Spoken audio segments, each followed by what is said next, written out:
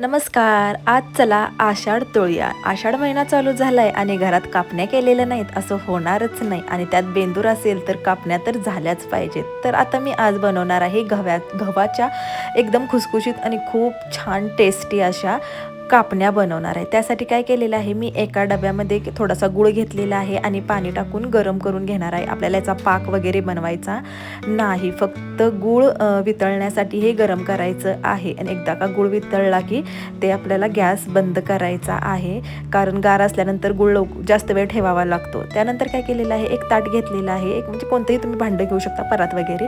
त्यामध्ये मी थोडंसं गव्हाचं पीठ चाळून घेतलेलं आहे आणि त्यानंतर थोडंसं डाळीचं पीठ चाळून घेतलेलं आहे. त्याच्यामध्ये मी थोडंसं सुंठपूड टाकणार आहे, वेलची पूड टाकणार आहे आणि थोडीशी बडीशेप होती माझ्याकडे, ती पण मी टाकणार आहे, म्हणजेच की चवीसाठी, खमंग लागण्यासाठी. आणि गोड पदार्थ आहे तर थोडंसं मीठ पण टाकलं पाहिजे, त्यासाठी मी मीठ पण टाकणार आहे. त्यानंतर मी काय केलेलं आहे बघा, या पिठामध्ये जे आपण गुळाचं पाणी केलं होतं ना, ते सगळं मी गाळण्यानं गाळून घेणार आहे. तसंच टाकायचं नाही, म्हणजे गुळामध्ये काही जरी थोडीशी म्हणजे घाण वगैरे असू शकते, घाण म्हणता येणार नाही, थोडा कचरा वगैरे असू शकतो, म्हणजे तो आपल्या कापण्यांच्यामध्ये येणार नाही. आणि मी हे सगळंच पाणी पिठामध्ये घालणार आहे आणि जेवढं पीठ बसेल तेवढं मी याच्यामध्ये पीठ घालणार आहे.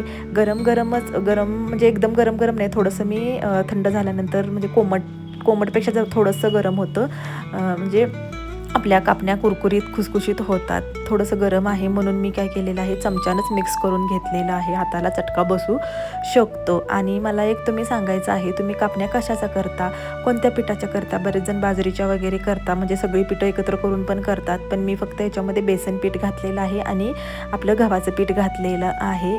ह्या दोन पिठांच्याच मी कापण्या करत आहे आणि दरवर्षी मी करत असते. मला खूप आवडतात, माझ्या मुलीला पण खूप आवडतात, कारण कुरकुरीत असतं, तेवढंच खायला खूप छान वाटतं. आणि आषाढ महिन्यात तर ह्या कापण्या केल्याच पाहिजेत. तुम्ही करता का, मला नक्की कमेंट करून सांगा.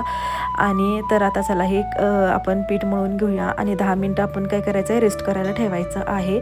आणि त्यानंतर छान असा मोठा गोळा करायचा आहे आणि कापण्या आपण लाटून घ्यायच्या आहेत आणि चाकूने कट करायचं आहे. तुमच्याकडे खसखस असेल तर त्याला लावू शकता, तीळ असेल तर लावू शकता.